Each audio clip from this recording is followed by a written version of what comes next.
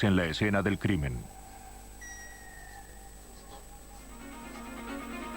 En Seattle, la policía espera que las huellas digitales en la sangre delaten al asesino.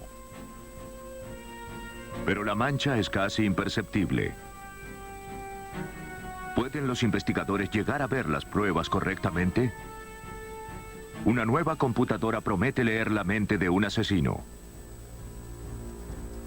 ¿Puede realmente conocer la verdad guardada en la memoria del delincuente? Se encontraron dos cuerpos en el desierto de California. Los indicios son irregulares y escasos. Para encontrar al asesino, la policía confía en una nueva técnica con rayos láser. Cuando las pruebas no pueden observarse a simple vista, los investigadores deben utilizar medios no habituales para encontrarlas. A medida que se desarrolla la tecnología para encontrar esas pruebas, le brinda a los detectives un testigo infalible.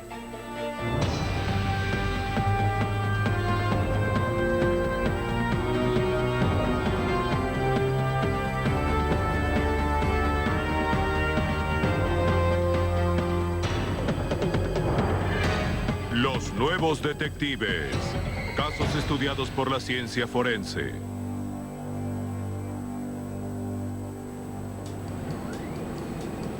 Hoy presentamos Testigo Infalible.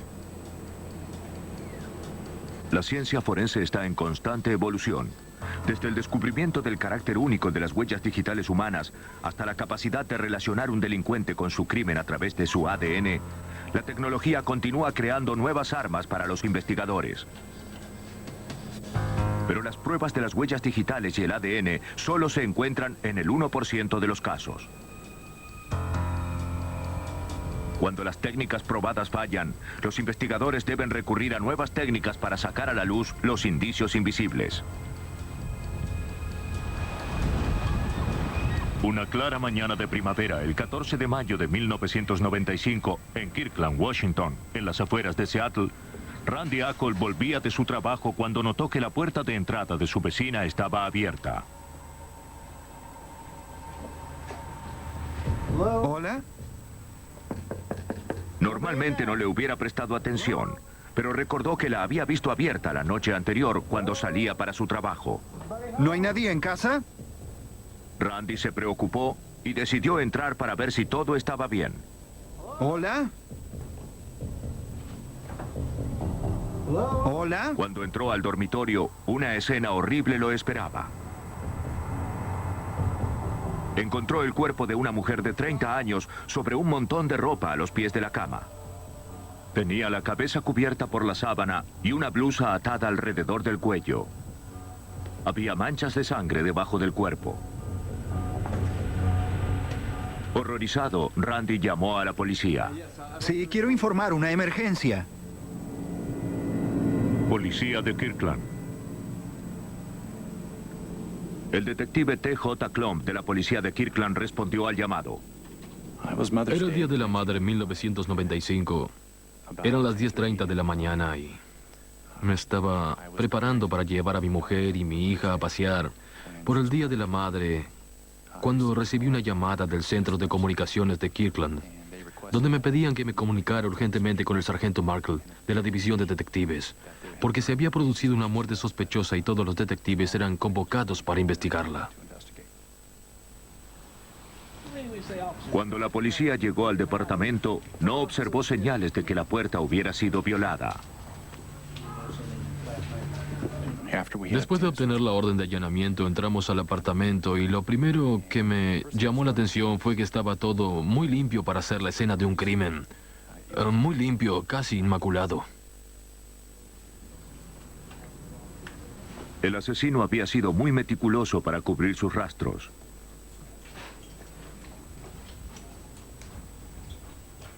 Los detectives comenzaron a buscar las pocas pruebas existentes. El caso dependía de su capacidad de sacar a la luz los secretos de la escena del crimen.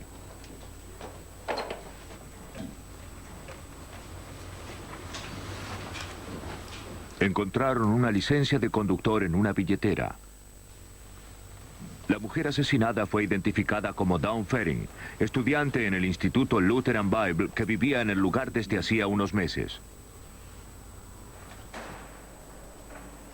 La autopsia, incluyendo la temperatura del cuerpo y el estado de rigor mortis, determinaron que la habían matado 24 horas antes. Resultados de otros análisis demostraron que la víctima había sido abusada sexualmente, pero no se encontró el ADN de ningún delincuente. El detective y los demás oficiales recogieron cuidadosamente pruebas en el lugar, incluyendo las sábanas y trozos de alfombra manchada con sangre. Esperaban que pudieran ofrecer indicios con respecto a la identidad del asesino.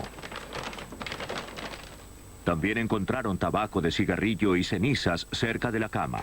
La víctima no fumaba, así que fueron dejadas por el delincuente, pero no eran muy útiles. Apareció otra cosa que resultó más valiosa. Mientras registraban el apartamento en busca de pruebas, encontraron una caja con recibos. Dawn Fering era una persona muy meticulosa. Era muy organizada, tenía un registro de los llamados telefónicos y había guardado algunos de los recibos, uno de los cuales era del 12 de mayo de 1995. A última hora de la tarde había comprado verduras en la tienda Fred Meyer.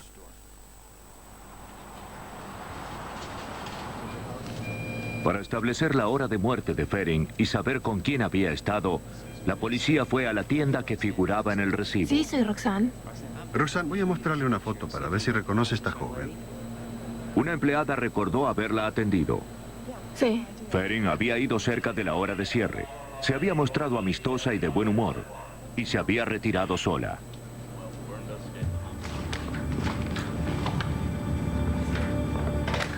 Junto con esta información y las pruebas reunidas en la escena del crimen, los investigadores comenzaron a reconstruir las últimas horas de la víctima.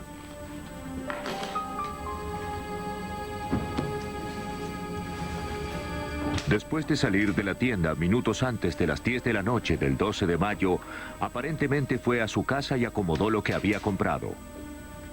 Como buena alumna del Bible School, Fering controlaba todo el dinero que gastaba. Puso el recibo en una caja en el armario del hall. Luego cocinó unos bizcochos, posiblemente para celebrar el Día de la Madre a la tarde siguiente. La policía estimó que le llevó 1 hora hacerlos. Los encontraron cortados y acomodados sobre un plato en la cocina. Rearmando los últimos pasos de Fering, los investigadores llegaron a 1 hora estimada de muerte.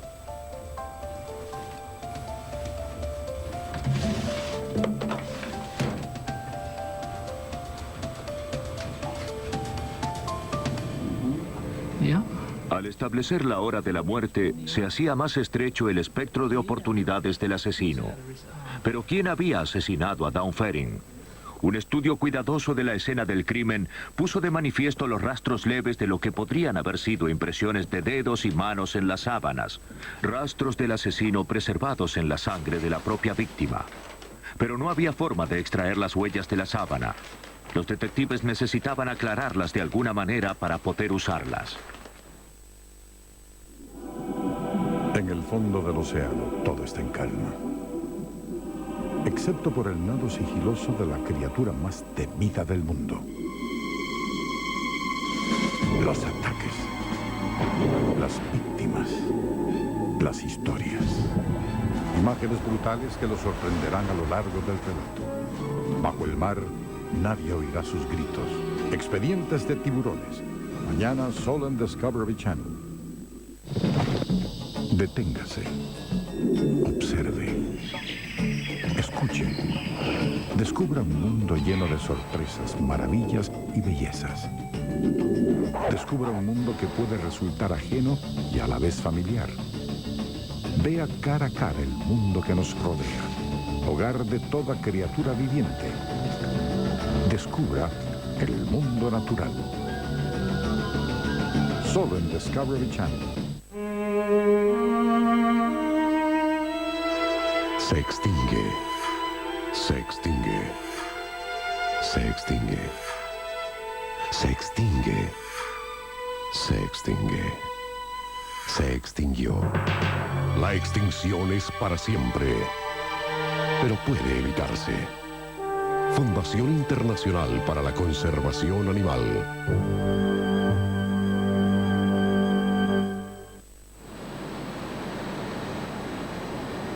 Las pruebas fueron enviadas a Pat Warwick, técnico del laboratorio Latten del condado de King. Cuando revisamos las pruebas, vimos que había un tipo de fluido corporal en las sábanas, pero cualquier detalle observable, cualquier tipo de impresión digital era muy difícil. La impresión estaba manchada y era muy suave. Nadie había tratado de extraer impresiones digitales de tela antes y esta parecía especialmente difícil. Warwick pensó que el mejor método sería procesar las huellas con amido black, una tintura forense que resalta las proteínas orgánicas, como la sangre.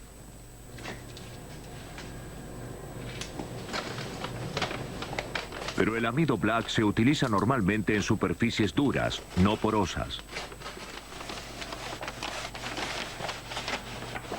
Usarlo en tela podía arruinar esta prueba fundamental. Warwick pidió ayuda al FBI.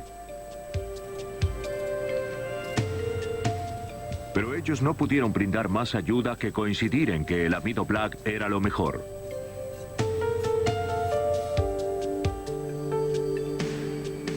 Si Warwick utilizaba amido black en el trozo de sábana, la tintura y los enjuagues con agua destilada podían destruir la impresión.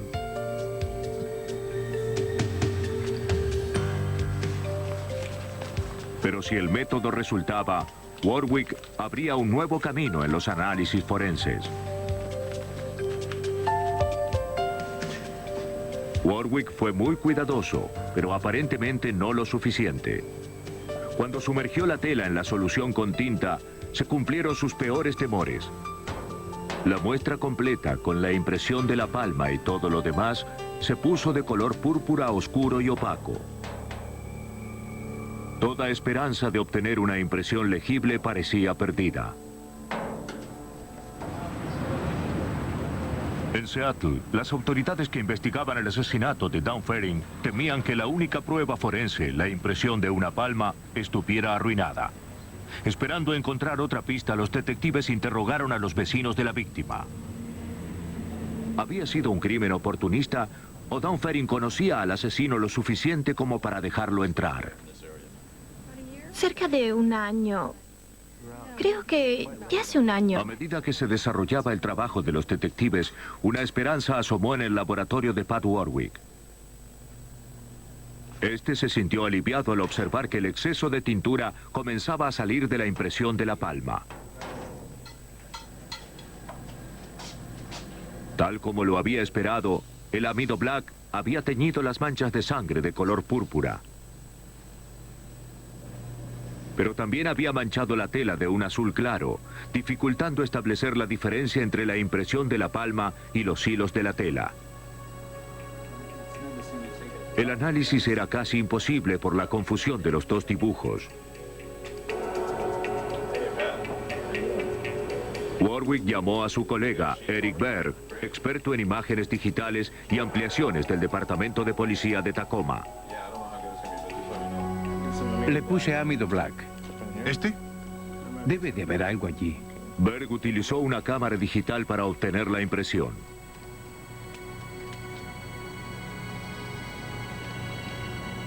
Le brindó la flexibilidad necesaria para manejar y aclarar la imagen.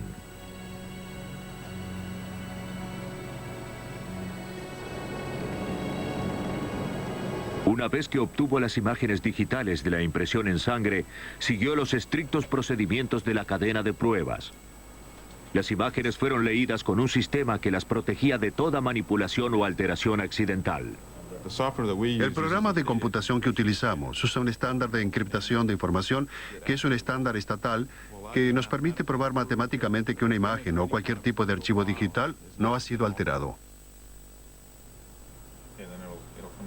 Para preservar la imagen original, hizo copias para trabajar con ellas. Ahora ya podía limpiar la impresión, pero la imagen era aún tan pobre que no estaba seguro de poder lograr algo. Los bordes de las huellas digitales parecían irremediablemente mezcladas con hilos de la tela. Comenzaba a seguir un borde de la impresión y repentinamente el dibujo de la tela aparecía y desviaba el ojo y uno seguía otra línea. Y no era posible seguir el borde sin la interrupción permanente del dibujo de la tela. El mayor problema era el dibujo de la tela y teníamos que encontrar una forma de eliminarlo o suprimirlo y luego ver qué quedaba de la impresión. Berg utilizó un programa de computación para filtrar el dibujo del fondo. Si bien no eliminó completamente el dibujo de la tela, pudo empañarlo, permitiendo ver más claramente los bordes. Pero le parecía a Berg que, si bien cada paso aclaraba la imagen de la impresión en sangre, también le creaba nuevos problemas. Al empañar el dibujo de la tela, este proceso disminuía mucho el contraste de la imagen. Restaba ver si podía entender la impresión.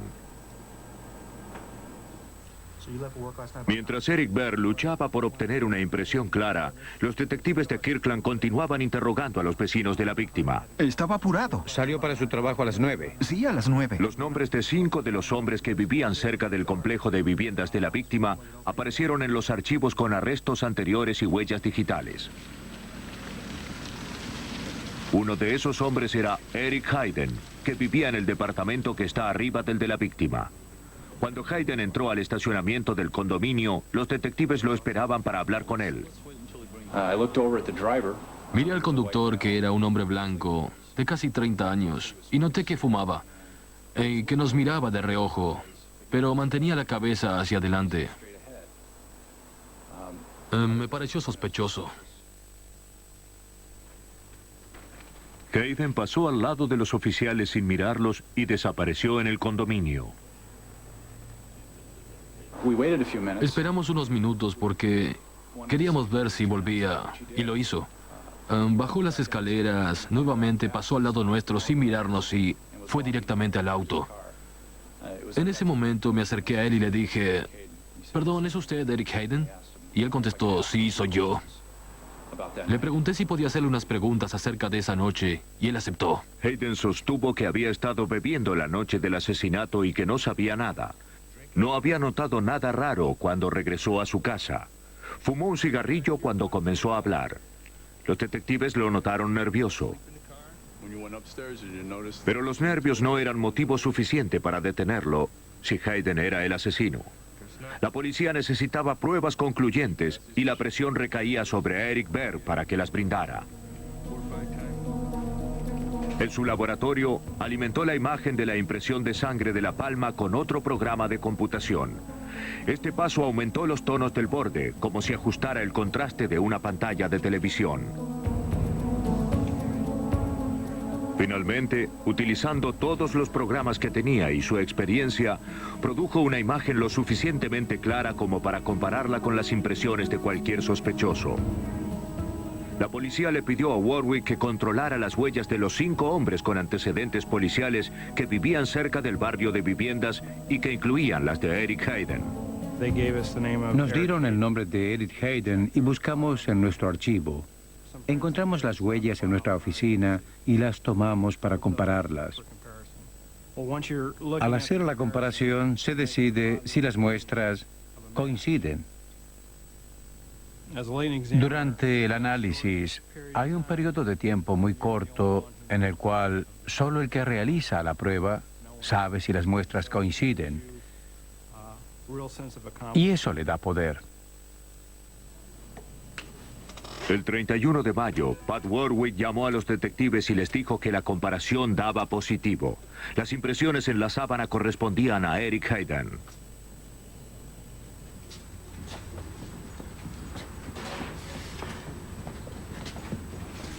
Esa misma noche, los detectives de Kirkland fueron al apartamento de Hayden con una orden de allanamiento.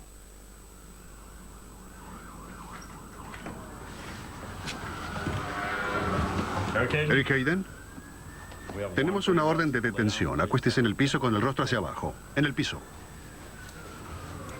Hayden fue esposado y arrestado. ¿Qué sucede? Registraron su apartamento cuidadosamente e interrogaron a su novia. Lo acusaron de homicidio en primer grado. Después del arresto de Hayden, la policía comenzó a reconstruir la escena de los terribles sucesos del 12 de mayo de 1995. ¿Sí? ¿Puede ayudarme? Pensaron que Eric Hayden había entrado en la casa de la víctima con un pretexto. ¿Cómo puedo ayudarlo? Siguió un ataque brutal y el asesinato. En algún momento, Hayden permaneció sobre su víctima disfrutando de un cigarrillo.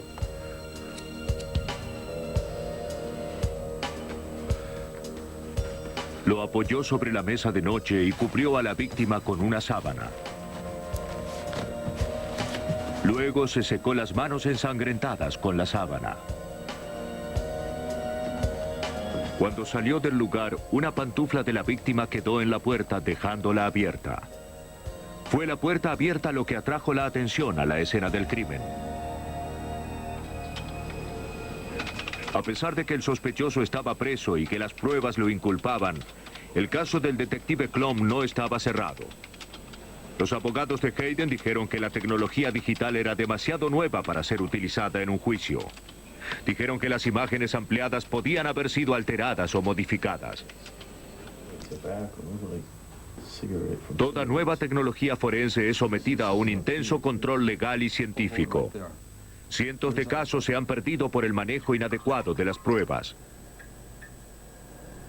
La estrategia de los abogados defensores se centraba en la idea de que una imagen virtual podría acusar incorrectamente a un hombre real e inocente. Si ellos hubieran tenido éxito, perder la prueba de las huellas hubiera sido un gran impedimento para el fiscal. Pero Eric Berg explicó muy detalladamente el proceso a los miembros del jurado y dejó que decidieran por ellos mismos.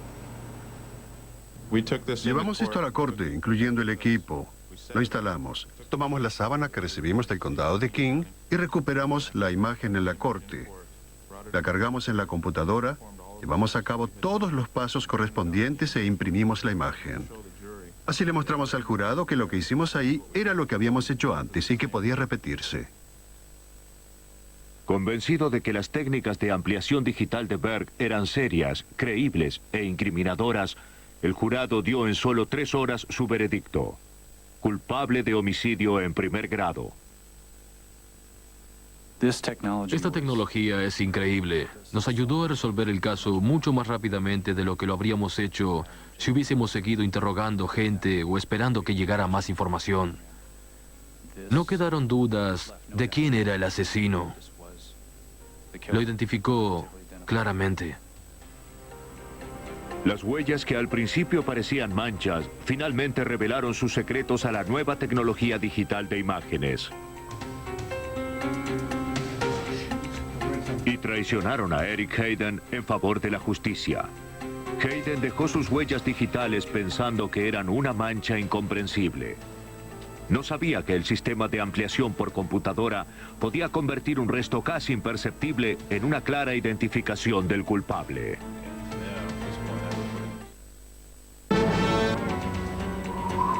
Una fría mañana de enero de 1987, un cazador de animales controlaba sus trampas en la región nevada de Cactus Flats, del Parque Big Bear en California. Era difícil moverse con ese clima tan malo.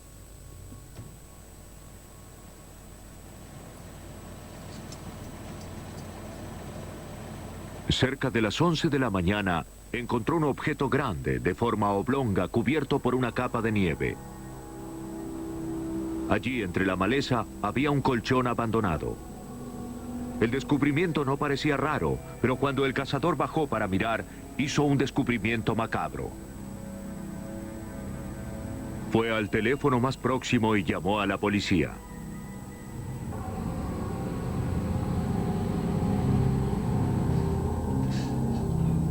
El sargento de homicidios Gary Stroop del departamento del sheriff del condado de San Bernardino respondió el llamado.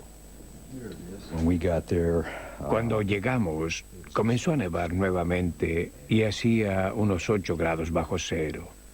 Así que tratamos de hacer el trabajo lo más rápido posible para poder irnos antes de quedar atrapados en la nieve. Debajo del colchón había 2 cuerpos, un hombre y una mujer, ambos asesinados. Stroop se dio cuenta de que de alguna manera el clima lo había favorecido, porque el frío había evitado la descomposición de los cuerpos. También tuvo suerte de encontrarlos intactos. Hay mucha actividad animal aquí. Hay osos, leones de montaña, coyotes y otros animales. Si el tiempo hubiera sido más cálido, probablemente los animales hubieran atacado los cuerpos. ¿Quiénes eran las víctimas? ¿Quién los había matado?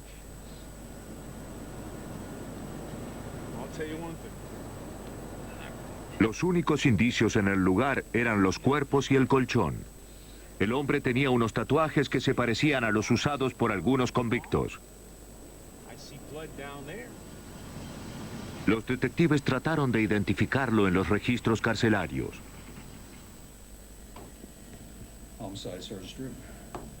La corazonada del sargento Stroop con respecto al tatuaje fue cierta. Las huellas digitales del hombre correspondían a las de un ex convicto de nombre Richard Chrisan. La mujer fue identificada como Shanna Toll, su novia.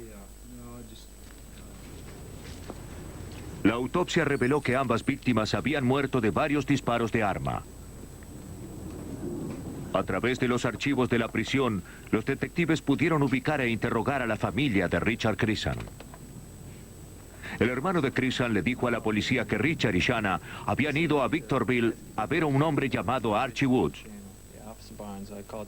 Según él, Chrisan vendía drogas para Woods, que era miembro de una pandilla de motociclistas.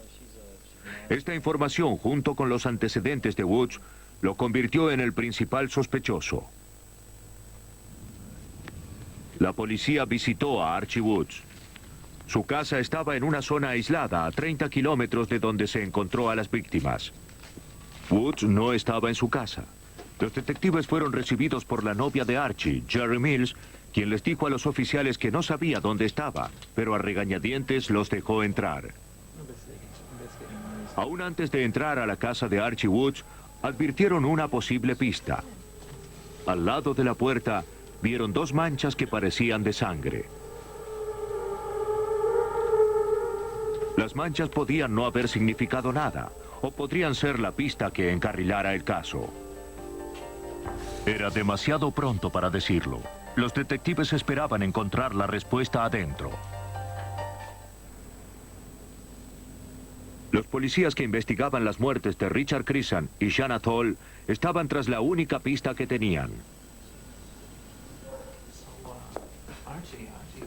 En la casa del traficante de drogas, Archie Woods, buscaron todas las pistas que pudieron. Los detectives le informaron a la novia de Woods, Jerry Mills, que sabían que Shanna y Richard habían estado en la casa. Mills admitió que Chrisan y Toll habían estado ahí, pero solo para pasar la noche camino a otro lugar. No tenía idea de su destino.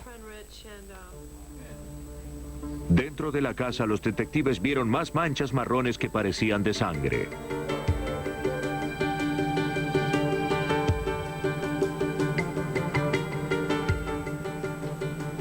Había olor a pintura fresca en la casa. En el dormitorio trasero encontraron varias latas de pintura y ningún colchón. Si las muertes se habían producido en el cuarto, la policía sospechó que la pintura cubría pruebas fundamentales. La policía necesitaba encontrar una forma de poder ver debajo de la pintura para poder buscar pruebas. Era la única forma en que podían relacionar los homicidios con esta potencial escena del crimen. Pidieron una orden de allanamiento y notificaron a la unidad que estaba en la escena que tenían que resolver un problema difícil. En el patio, los oficiales vieron varias huellas de neumáticos anchos y bajos, típicos de un auto sport. La víctima, Shanna Toll, había sido vista por última vez manejando su veloz auto sport. Las evidentes manchas de sangre fueron estudiadas y se recogieron todas las pruebas que estaban a la vista. Aún así, la policía estaba en un callejón sin salida. Si la sangre encontrada en la casa era la de Toll y Crisan, podía decirse que habían tenido una pelea de puños. No había sangre suficiente a la vista para probar un asesinato con armas. Parecía que toda la investigación había llegado a un punto muerto.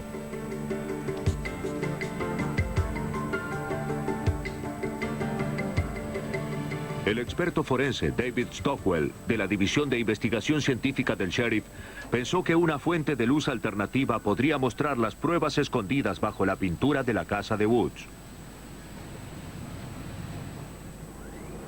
La fuente de luz alternativa, o FLA, es un rayo láser de intensidad variable utilizado para resaltar rastros de fluidos del cuerpo en telas o en la escena del crimen. Diferentes fluidos reflejan frecuencias específicas de luz. Al ajustar la frecuencia del láser, se pueden ver pruebas invisibles. Los técnicos forenses utilizan antiparras de color y sustancias químicas para ampliación de reflejo para que los fluidos del cuerpo brillen con el rayo láser. Aquí la simulación de huellas con sangre son demasiado tenues para poder verlas a simple vista.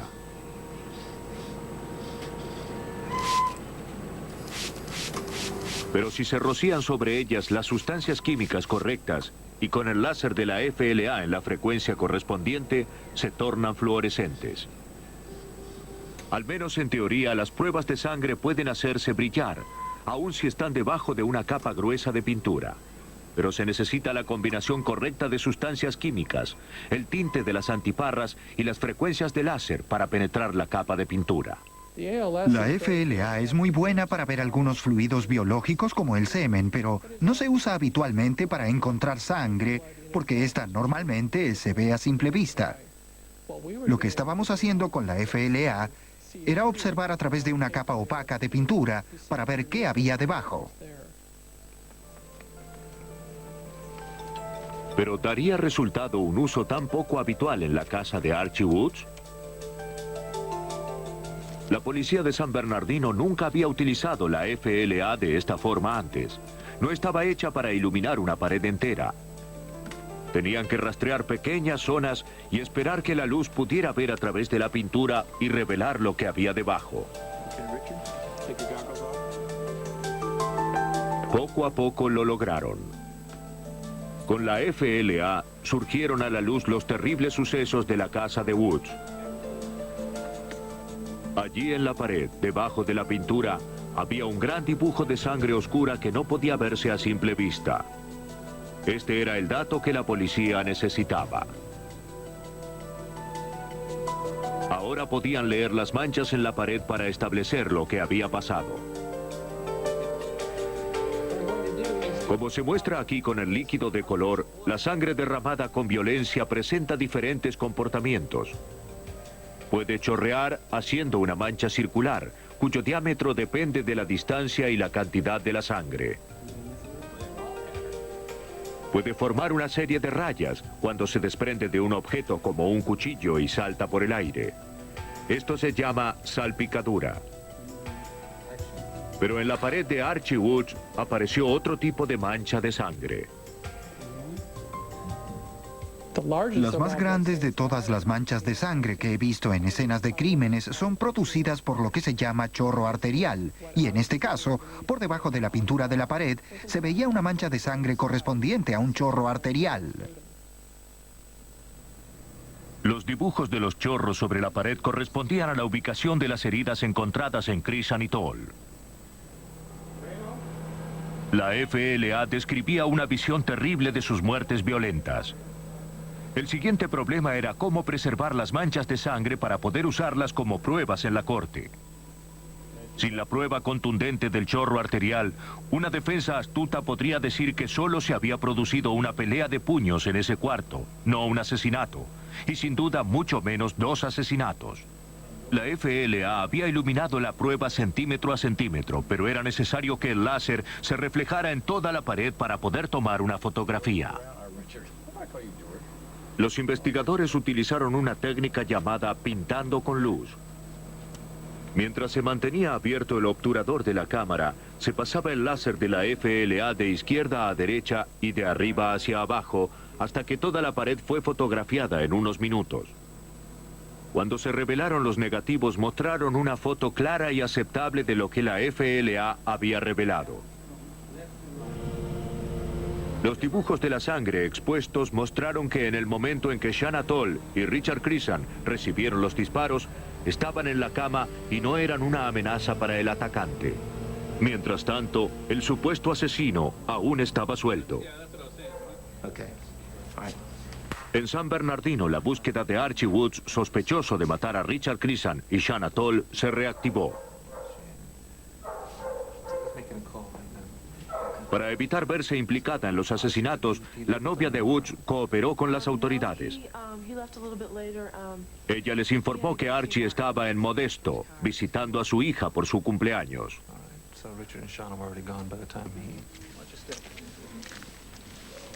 El viernes, el día en que el detective Stroop buscaba pruebas en la casa de Archie, este ya había sido arrestado en un condado vecino por llevar un arma escondida en su automóvil. En ese momento iba en un auto sport, el auto de Shanna Toll. En su celda en la prisión de San Bernardino continuó diciendo que era inocente. Dijo que los asesinatos habían sido cometidos por miembros de su pandilla de motociclistas. De acuerdo con Woods, la noche del asesinato, miembros de la pandilla le pidieron a Woods que llevara a Richard Chrisan a su casa. Woods sostuvo que después de que Chrisan y Toll llegaran, él se había ido, como le había pedido la pandilla.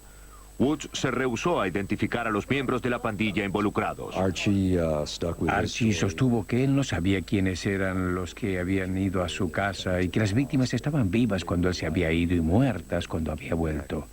Pero nunca mencionó los nombres de las personas involucradas. Archie Woods dijo que había tenido mucho miedo y había dejado los cuerpos en Big Bear. Pero con la ayuda de la FLA, la policía descubrió el rastro de sangre necesario para invalidar la historia de Archie. La posición reclinada de las víctimas, que evidenciaban las manchas de sangre en la pared, no mostraba señales de un enfrentamiento violento. Los detectives armaron una escena posible de lo sucedido esa noche. Chrisan y Toll habían llegado a la casa de Archie para arreglar un asunto de drogas que no había salido bien. Discutieron toda la noche. Aparentemente la discusión no se resolvió para satisfacción de Archie. Pero le dejó creer a Chrisan y Toll que habían llegado a un acuerdo. La pareja se fue a dormir sin saber el alto precio que Archie planeaba cobrarles esa noche.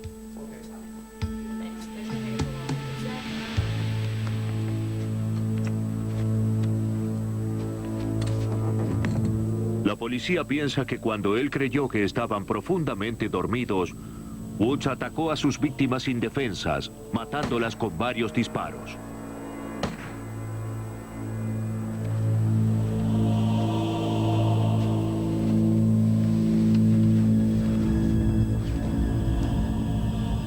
En lo que Woods no había mentido era en que él había tirado los cuerpos ensangrentados en Big Bear, creyendo que nadie los encontraría. De vuelta en su hogar, primero trató de limpiar la pared ensangrentada, pero sin lograrlo. Entonces cubrió la evidencia con una gruesa capa de pintura. Pero la fuente de luz alternativa desafió los esfuerzos realizados para ocultar su crimen. Mostró claramente el dibujo de las manchas de sangre a través de la capa opaca. Con estos elementos no tenía dudas de que habían sido asesinados aquí en esta cama y que esto les demostraría a todos lo que sabíamos o nos ayudaría a probar lo que sabíamos o a convencer al jurado de lo que sabíamos, y así fue. Archie Woods fue condenado a 2 cadenas perpetuas consecutivas por el doble homicidio de Richard Chrisan y Shanna Toll. Todo criminal deja pruebas. La clave está en saber cómo encontrarlas. Pero la prueba más comprometedora es también la menos tangible. Es la de que el criminal comprenda sus acciones. Una nueva técnica se está probando para penetrar en la mente de un sospechoso, para volver la memoria del delincuente en su contra. Yo soy Diego Dimen. Y yo soy Erika Ember. Juntos somos... Principal del Laboratorio de Investigaciones del Cerebro Humano de Fairfield, Iowa. Él desarrolló un nuevo sistema computarizado conocido como huellas digitales cerebrales. Lee los centros de la memoria del cerebro humano. Farwell cree que las huellas digitales cerebrales serán utilizadas en el futuro como la manera de relacionar los crímenes con quienes los realizan. Las huellas digitales cerebrales son un método científico para establecer si determinada información está guardada en el cerebro o no. Si una persona cometió un crimen, tendrá información relacionada con él, almacenada en su cerebro. Por lo tanto, podemos utilizar las huellas cerebrales para establecer si cometió el crimen o no.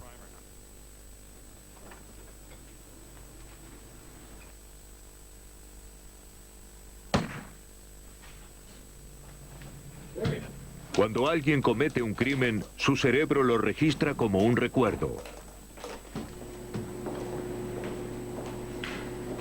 Las huellas digitales cerebrales buscan revelar ese recuerdo, mostrándole al sospechoso pruebas tomadas en la escena del crimen. Se le coloca al sospechoso una vincha con sensores.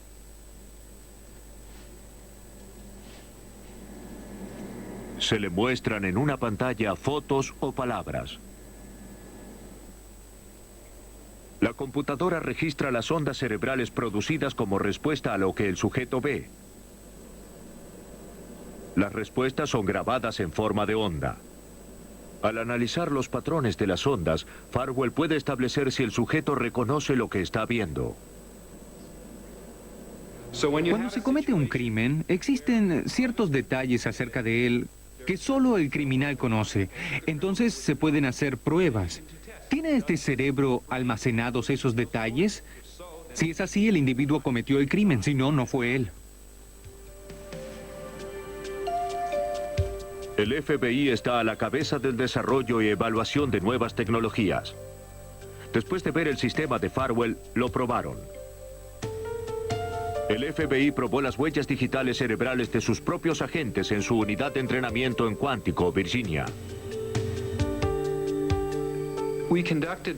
Realizamos un estudio con agentes del FBI y el objetivo de este estudio fue determinar si una persona era agente del FBI o no, de acuerdo con sus ondas cerebrales. Si logramos establecer que alguien es agente del FBI, entonces podremos determinar que alguien es agente de alguna organización extranjera de inteligencia o de un grupo criminal sobre la base de sus respuestas cerebrales. Se le mostraba a cada persona una serie de palabras en la pantalla de una computadora. Muchas eran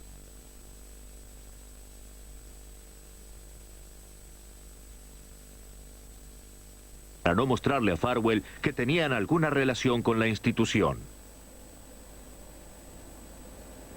La respuesta cerebral de los participantes a cada estímulo se midió con una banda con electrodos conectada a la cabeza. Los electrodos estaban unidos por cables al programa de computadora de análisis de onda del sistema de Farwell. Lo que hicimos fue presentar estímulos, frases mezcladas con otras que solo un agente del FBI podría reconocer por su entrenamiento. Los agentes del FBI las reconocieron, tomamos las respuestas cerebrales y supimos que eran agentes del FBI. El principio que rige el sistema de huellas digitales cerebrales es muy simple. Farwell ha descubierto que los centros de la memoria del cerebro humano responden ante la visión de estímulos familiares con un cambio perceptible en la actividad eléctrica. Llamó a este cambio murmullo. Y esta es la respuesta cerebral específica que medimos y analizamos con una computadora para poder establecer si un individuo reconoce las palabras o imágenes que se le muestran en la pantalla, que son importantes en el crimen o en lo que se esté investigando. Cuando una persona ve algo en la pantalla, esto crea un patrón de actividad cerebral. Un murmullo es la actividad cerebral aumentada que se produce cuando la persona reconoce lo que ve. Los participantes en la prueba que no trabajaban para el FBI no reconocieron los estímulos específicos del FBI, por lo tanto no se detectaron murmullos. Los investigadores de la Armada de los Estados Unidos de Norteamérica también tomaron conocimiento del sistema. Prepararon una prueba propia para ver si las huellas digitales cerebrales podían distinguir estudiantes de medicina militares y civiles. Utilizaron una lista de siglas utilizadas en medicina y por los militares. El comandante en jefe René Hernández dirigió la prueba. La prueba fue eficaz en un 100%, ya que pudieron distinguir a todos los participantes. La trampa aquí no es si la técnica funciona correctamente, sino si se hacen las preguntas correctas. Porque si no hubieran incluido sílabas correctas, que solo los estudiantes podrían conocer, no podrían haber establecido la diferencia entre los estudiantes de medicina y los empleados, por ejemplo. La trampa es ser lo suficientemente inteligente como para hacer las preguntas correctas, porque el cerebro contestará honestamente. En la mayoría de los casos, tomar las huellas digitales de un testigo o de un cómplice puede brindar conocimientos de todo tipo de delitos, desde espionaje hasta conspiraciones terroristas. Al menos eso es lo que la tecnología promete. Las huellas digitales cerebrales no están aceptadas en los Estados Unidos, pero no falta mucho para que se conviertan en una herramienta de uso habitual. La relativamente nueva técnica del ADN es tan precisa que las pruebas genéticas fueron rápidamente aceptadas.